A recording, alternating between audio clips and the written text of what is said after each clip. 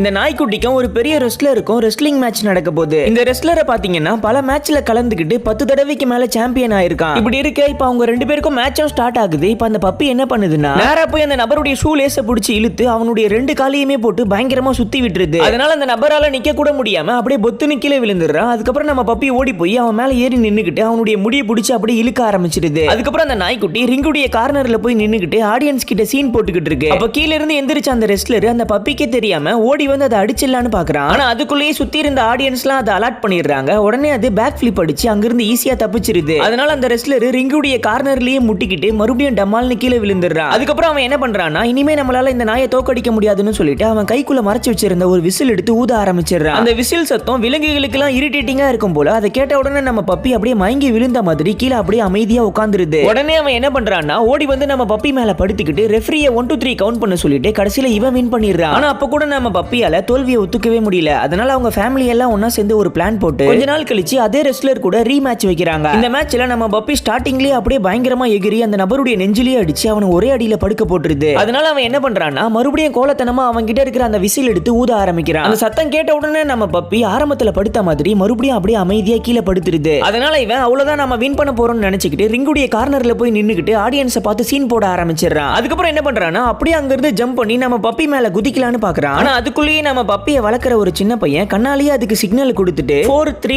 2 சொல்லிட்டு கவுண்ட் பண்ண ஆரம்பிச்சிடறான். இவன் 1 சொன்ன உடனே நம்ம பப்பி அங்கிருந்து அழகா நகர்ந்துருது. எகிரி குதிச்ச அந்த ரெஸ்லர் அவனே இடிச்சுக்கிட்டு அங்கேயே மயங்கி விழுந்துடுறான். கடைசியில நம்ம பப்பி அவன் மேல ஏறி நின்னதுக்கு அப்புறம் ரெஃப்ரி 1 2 3 கவுண்ட் பண்ணி நம்ம பப்பியையே வின்னரா அறிவிச்சிடுறாரு.